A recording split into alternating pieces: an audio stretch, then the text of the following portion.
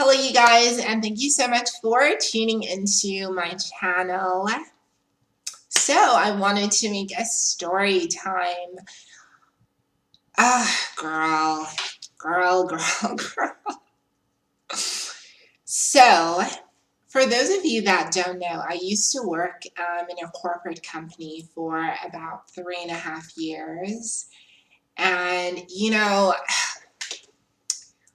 working in a corporate company, being a part of the rat race, I think it's challenging for anyone. It was especially challenging for me entering that company. I worked in a company that unfortunately just had a lot of issues in terms of its racism, in terms of its just how women were treated. There were a lot of problems, girl. There were a lot of problems. If I had to get into everything that went down, it'd be a 2-hour video, like, for real. So for me, entering this space, I was excited because it's a corporate job. I'll be able to make money. I'll be able to save up for my surgeries. You know what I mean? And it's respectable. So I was excited initially, but I was also scared because of the kind of environment that it was. I worked under a few interesting people. But the one thing that I sort of realized and picked up on in this company, and something that really I don't know, like, I don't want to say it upset me, but it never sat well with me, was that, we would enter this company, I'm not going to say its name, we would enter this company and we would all be at bottom level. And everyone that I had joined the company with, everyone that I had started with that was a different skin color than me, seemed to, in no time, they just seemed to get promotion after promotion after promotion. And I remember when this started happening, I first thought that maybe it's me, maybe it's my own work ethic, maybe I need to push myself harder, maybe I'm not doing something right. But I soon realized that no, that wasn't the case. It was just designed that way. It was really, really designed that way. And it was actually ironic because the harder I worked at this company and the more I tried to push myself and meet all of their targets, the more reason I gave them to keep me in that position. Now, working in this company, I mentioned that there were a lot of things that I dealt with. And one of the things that I really struggled with was bullying. There was a lot of bullying in that company. And there was this one girl, I'll never forget her. We're going to call her Megan. Megan and I had started together. We had both been in training. And she had never taken a liking to me. I just rubbed her off the wrong way. And cool, she didn't have to like me. I didn't like her ass either. The feeling was mutual. So, I mean, we had training together, and after training, I didn't mess with the girl. I avoided her. I didn't speak to her. If I saw her, I just act like I didn't see her. Now, Megan knew that I didn't like her, and I knew that Megan didn't like me. It was cool. It was cool up until the point they make this girl not my manager, but like my coach, someone who I had to report to. Cool, me and her don't like each other. Now, at this point, I had continually been getting bullied in the company, and I'd started to get to a point where I was frustrated and I was voicing out my frustration. Someone would do something to me, I would respond by writing an email, and I would try to get managers involved so that it could stop. So by the time I meet Megan, I'm ready. I'm ready. I already understand that this is a shit show. And I already understand that people are effed beyond the point of help. Not enough prayers in Christendom could have helped this situation. So I was ready. I was ready, ready, ready, ready. And Megan delivered. She was just mad crazy. Like, I'll never forget. I asked a question once during a meeting, and she turns and she just starts screaming at me. And I'm like, this bitch. So, I'm on my shit. I'm sending emails. I'm like requesting meetings to stop this behavior. Now, Megan is one of those people that are so combative, that are so argumentative, that they don't think beyond the argument. She's the type of person who will say crazy things in the heat of an argument, and she doesn't care how it affects you. Now, I definitely used that against her, because once I realized that she was coming after me, I wanted to make sure that the scene was set. Girl, I made sure that, like, I'll never forget this one time where she just yells at me again. She sends me a message. I'm like on our Skype group. And I know she's trying to get a reaction out of me. Girl, I just turned to her and I'm like, I'm sorry, Megan, what was that? Sorry, it's just I'm not wearing my contact lenses today. And I made sure that, like, she hated the way that I spoke. And she'd often make fun of, how high-pitched my voice was. Meanwhile, I'm genetically born male. That was her thing, and she's a whole ally, but we're not going to get into that. So she snaps at me, and she's shouting, and she's all acting the fool, and I'm like, that's what I wanted. I wanted everyone to see you act the fool, and everyone to see me and watch me preserve my femininity and look like the victim in this situation. This is going to sound messed up, but sometimes in life, before you jump into a fight, you need to know what your opponent's weaknesses are. And you need to make sure that you come out a winner. I don't care how you do it. You just need to make sure you come out a winner. Somebody comes for you, girl, you better be ready. So, I built up this case against this girl. So when I sent my final email and I requested a meeting with our senior manager, I had emails, I'd already contacted HR. I had done the most. Basically, I just gave her all the rope to let her hang herself. And in the meeting, I basically said that I was being victimized, which I was being bullied, which I was, and I requested to leave the team. So they moved me into another team. Girl, tell me why. Megan Part 2. Megan the sequel. Girl, I literally jumped from, like a campsite fire into an inferno.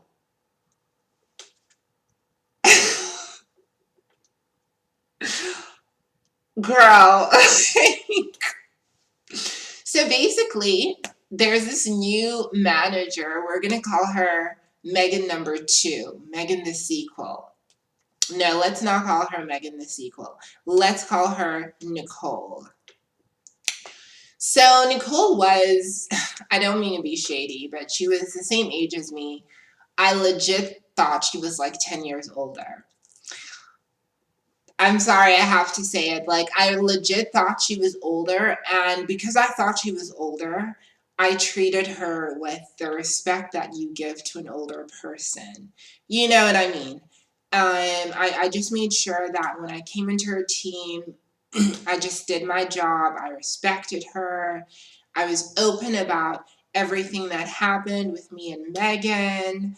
Tell me why this woman sends me an email saying that, thank you for opening up to me. You just need to work on not being so sensitive, this, that, and the other. Even though I feel like Megan was wrong, I also believe that you were inappropriate in your conduct. Now, let me paint the context of what she had said. Me and her, when I entered the team, we had a meeting together and we had sort of a private catch up.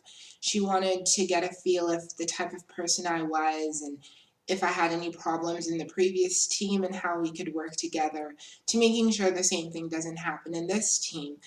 And, she doesn't tell me she's going to send this email. She doesn't tell me that she is going to send the email to HR. She doesn't tell me she's going to send the email to all of our managers. And she doesn't tell me she's going to send it to Megan. When you fight with somebody, you don't want them to know that what they did to you hurt you. Rather, they think you're a bitch in their mind. So for Nicole to send an email like that to pretty much everyone in the company, making it seem as though I was being too sensitive, even though this girl was attacking me, literally. She was trying to fail me on all of my quality assessments. She was just doing things that were making my job that much more difficult. And she was doing these things to try and set me up. So I had to set her up, girl. Girl, I had to. If that's the game we're playing, then let's play. So I'm looking at Natalie all side-eyed like, okay, really, girl? But anyways, then I notice her micromanaging me. I don't want to brag, but at the time I had the best QA, the best quality in our department. In terms of the number of contacts that I did, I was in the top 5. Your girl was doing it. I was pushing it, I was going for it. You know what I mean?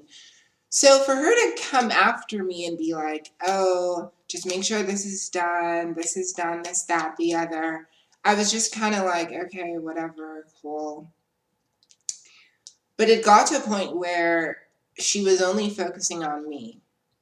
Now, when I joined the team, because I had been in a previous team where I had been so severely bullied, I was not in the headspace to get to know any of these new people. So I just sat in my little cubicle and I did my little ass job and I just focused on what I was there to do.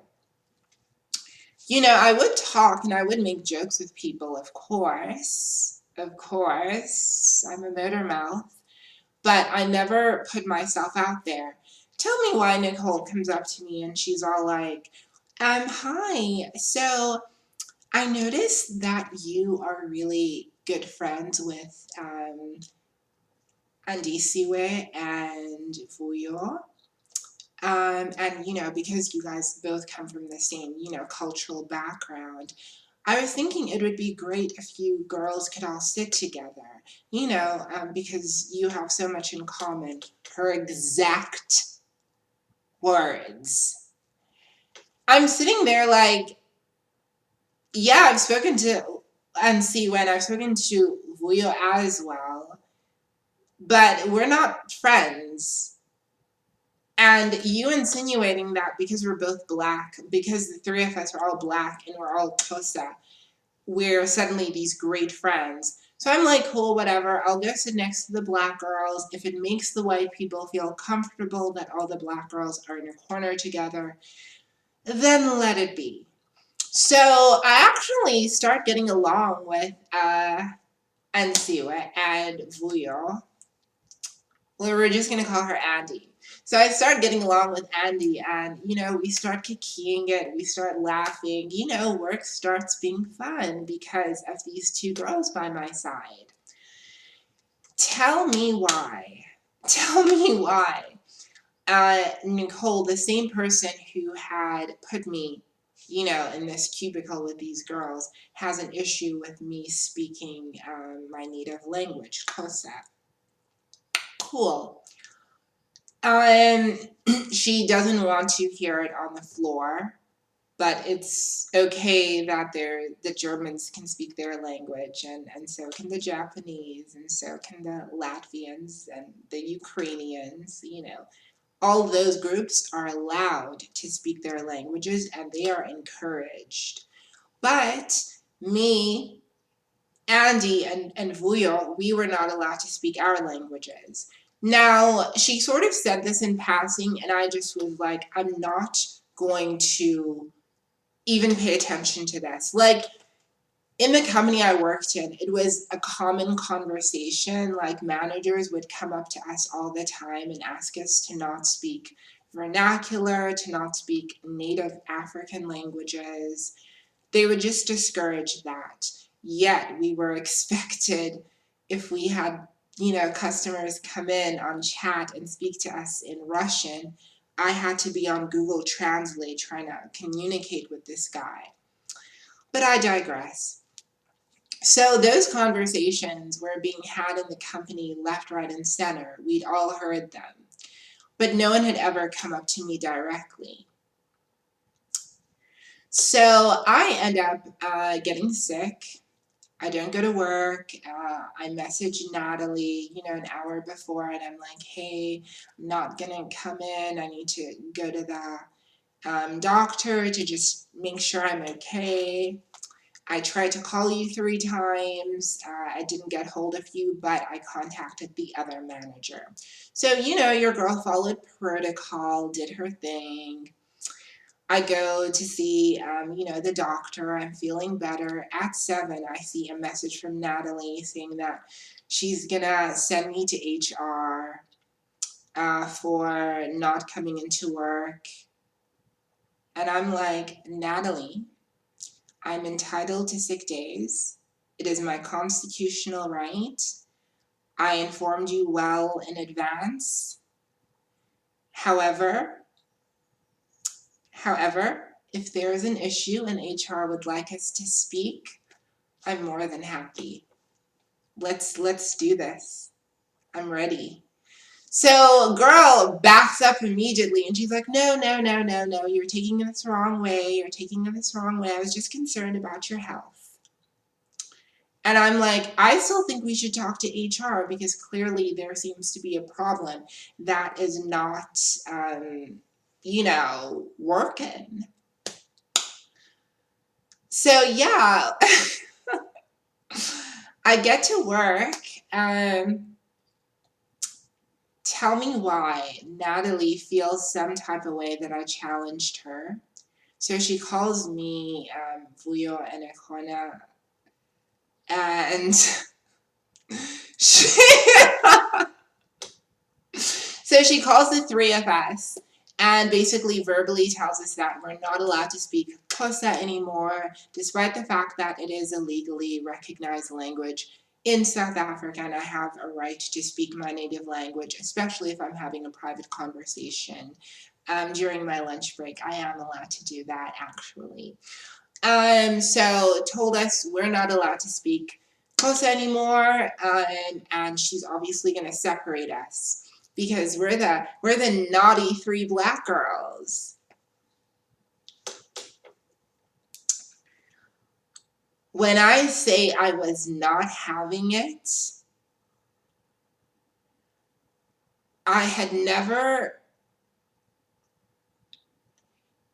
I think because like I've experienced racism and prejudice, but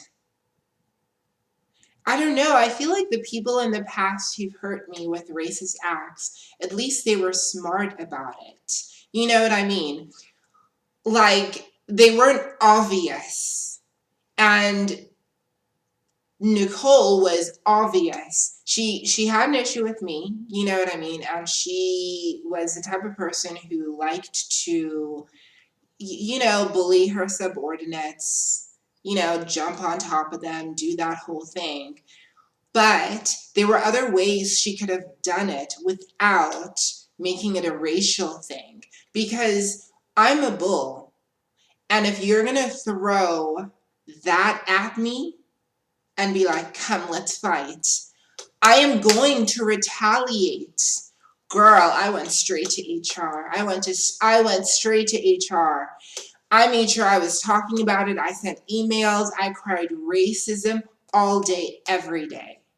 Cried it all day, every day. I went to other departments to find out if the same rule was being applied to the Germans, the Norwegians, the Swedish, the Danes. Were they allowed to speak their language, but I'm not? Oh, honey. So, you know, like management is like, oh, um, that's not what we meant by it. You know, they do this HR thing and they're like, so what would you like? And I'm like, I would like an apology. So they sit me, you know, Andy, Vuyo, Nicole, HR, we're all sitting together and they're like, what would you like? And I'm like, you know what, I would like for Nicole to please take a class on diversity and for there to be a class that is created upon like on the premise of understanding diversity, understanding you know, like workplace etiquette, what is appropriate to say and how it's appropriate to, you know, to act towards someone. I don't want to be in a workspace where somebody's shouting over my head, somebody's threatening me. I don't want that. I don't want to, like, I really wanted, because that company girl, some other girl took them to court because of the sexual harassment. Um, I just wanted it to be a safer space. There was even a girl who got beat up. I shouldn't laugh, but that whole story, but it's not my story to tell. That whole story was just, girl.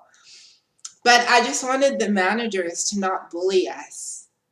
I didn't want to hear that somebody got choked slam, choked slam while going to lunch. Bruh, it's moments like these when I realize I'm in Africa. I realize I'm in Africa. Only in Africa can something like this happen. And only in Cape Town, because I swear in Joburg, it would never happen. So then they asked, oh, the second thing that I wanted, I just wanted my job to be a nicer place. But the second thing I wanted was I wanted an apology from Natalie, a public apology, because she essentially humiliated the three of us. The way that she yelled at us in front of, yelling at us in front of all of our white colleagues. For die wit mense. Like, it was just giving me too much. It was just giving me too much. And I know I'm making jokes and I'm trying to keep this light, but it hurt me. It really hurt me and it changed me as a person. She refuses. Nicole refuses. She's like, she's not going to apologize. She did nothing wrong. If I was not mad at that point, now I was furious. So I was like, the company is not going to help me because they see me as a troublemaker. I'm going to have to go to an outside party and I'm going to have to contact them. So I went to this like tribunal. It's basically if you have a dispute at work and you feel you're being treated unfairly, you can go to the tribunal. It's called the CCMA. Girl. So I go there. They contact HR. HR is like, oh, we were still planning disciplinary measures and actions that we were going to put in place. We still wanted to do so much more about this. So basically, HR convinces me that no, let's keep it in the company. That was my biggest mistake. Once you go to the tribunal, once you're at that point, there's no get back. Other people are involved. So I agreed to HR's solution because I just wanted my job to be a better place. So we go back, they put me in a different team. Then we have a grievance meeting. And at the grievance meeting, essentially I just wanted to talk about just the racism that I had encountered. There were so many things happening to so many of us. And I don't want you guys to think that it was only a race thing. The way a lot of girls were being treated in that company, there were a lot of things. So I just wanted to just talk about that and just come to some resolution where we could feel safe at work. Cool.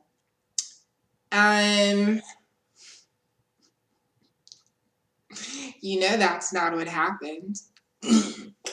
So they basically blame me.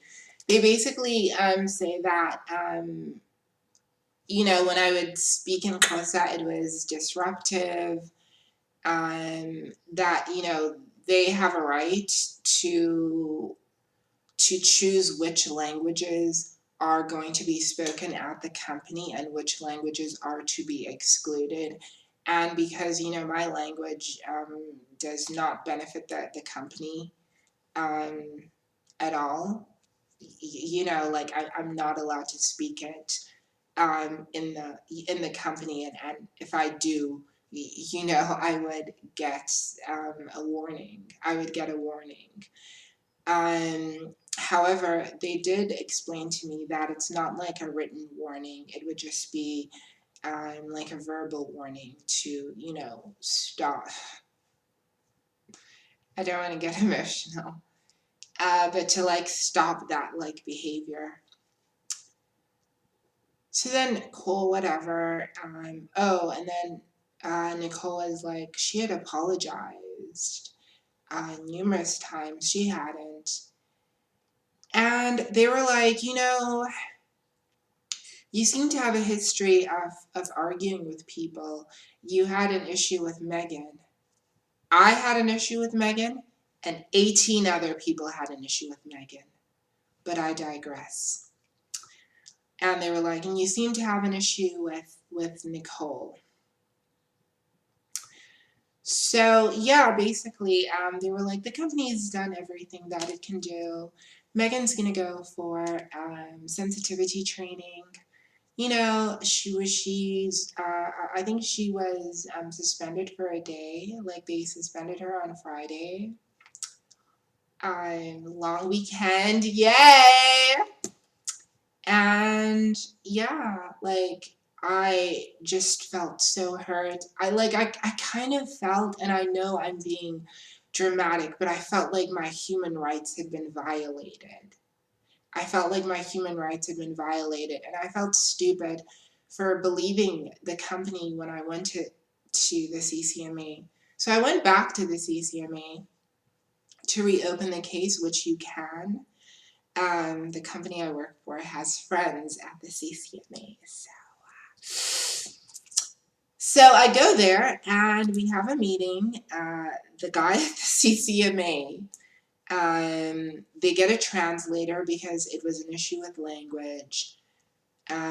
He's all like, you're allowed to speak Xhosa, and I'm like, no, it's cool, I can speak English. I don't have an issue with speaking English. I can actually speak English, but I would just like to be allowed to speak, my language during, like, if I'm on lunch, or if my mom calls me and I happen to be on the ground, and like, I'd like to be able to speak to her in my language.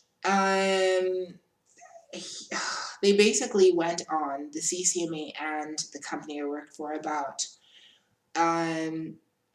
it's the company's right, it's the company's prerogative if they don't want a certain language being used there. They don't. Yeah, and I don't know, it's so wrong that I even have to explain why this was wrong. But basically, yeah, they're just like, you should just be grateful you have a job here. The CCMA is telling me this.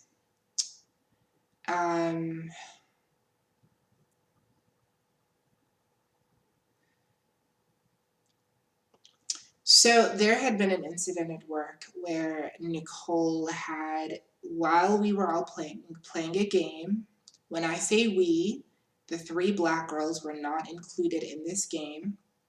They were playing a game where they had to come up with words that start with a letter. Nicole gets given the letter K, and she, in her infinite wisdom, thinks that it's okay for her to say the K word, which the K word is kafir. Now, the word kafir, it comes from the Arabic word kafir, which means non-believer, and it's a derogative word that is used to describe black people. Now, I mentioned this at the CCMA, that I felt uncomfortable, even though it was not said directly to me. I felt uncomfortable being in a workplace where people can freely use the word kafir, and of course they can use the N-word willy-nilly, despite the number of times I've complained. And I'm not allowed to speak my language. As I'm saying this, CCMA guy cuts me off, and he makes an example using the same racist derogative word. Basically saying, well, you don't act like a gaffer, so, girl, like, so much happened. If I had to get into it, like, I know this video is already too long, but so much happened. So the CCMA wasn't going to help me. They said that I should just take this to I should just go to court. They gave me a reference number. So I went to court. I obviously contacted the CCMA again as head offices to make a complaint, because I don't think it was appropriate how that meeting was handled. I made a complaint. No feedback was given. They did call me and apologize and say, we're sorry that you had to go through that. But there was no consequence to the guy who was handling my case. And it was closed. So now I have to find a lawyer. Because I am going to essentially take this massive corporate company to court. Now, this is a multi-million rand, like dollar company actually, because it's a casino. And our customers were in Australia, in the United Kingdom, and in different parts of Europe. So I'm going to be fighting them with no money. So, girl, I look for lawyers, and I find one I find one that I was happy with based on the reviews. Now, when I say this whole thing changed me as a person, and it really began just a dark period in my life. Like, I feel like everything that happened really set a bitter seed in my soul. And every day I'm trying to just clean that place in my heart again. I'm just trying to get to a place where I can be soft and I can forgive everyone who's hurt me. So I go to the lawyer, all fucked up because of everything that I've been through with this company. Now, I get there, he's an older gentleman. As soon as I get into his office, he gives me a hug, which, it kind of took me off by surprise, but I was like, well, people are friendly in Africa. I sit down and he's all like, do I want coffee or anything? And I'm like, no, I just want to get straight to the point. This is the case. How can you assist me? What is the time frame? What are the prices? I was very like straight to the point. Tell me why he wants to talk about, oh, I'm so sorry this happened to you. You're such a beautiful girl. You don't deserve any of this. Goodness, I mean, if I had someone like you in my life, I'd just tell you to, quit your job and come live with me. I know that men talking to trans women, you believe that all we want to hear is how beautiful we are, how passable we are, how you want to romance us. But you need to read the room. If you are a lawyer and I'm coming to you seeking legal advice because I'm dealing with something major, bro, I don't want to hear all that. I don't want to hear it. Don't flirt with me. Don't hug me that way. Don't any of this. And I just remember as all of this is happening, I'm like, Christabel, once again, you're being too sensitive. He called you pretty. It doesn't, you're reading too much into it. Ignore it. Ignore it. So I'm like, thank you. So, I like obviously I had to pay the consultation fee. It wasn't cheap, but I had to pay it with my hard-earned money. And he's talking about, I'm gonna get to this case as soon as I can. This weekend I'll be on it.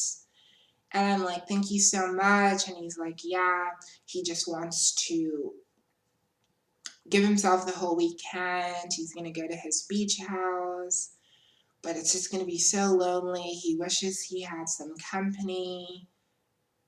And I'm just kind of like, well, I hope you find some company.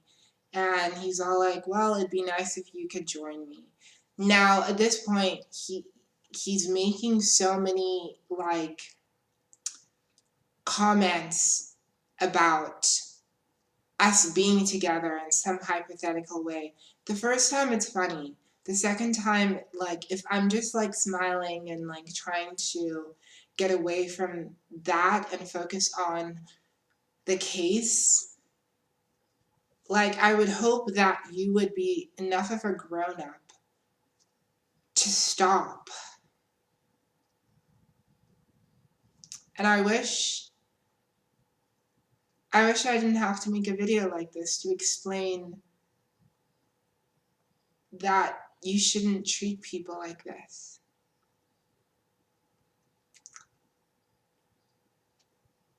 Because the thing is,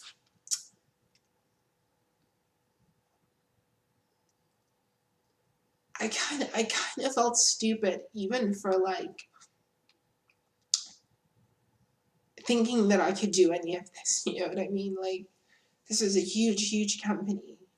And yeah, like what they were doing was wrong. Everybody said what they were doing was wrong. And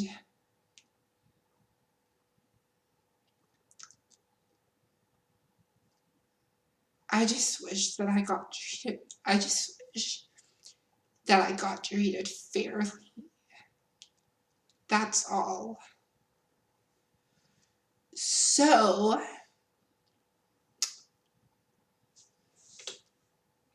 lawyer dude is like freaking hitting on me like crazy.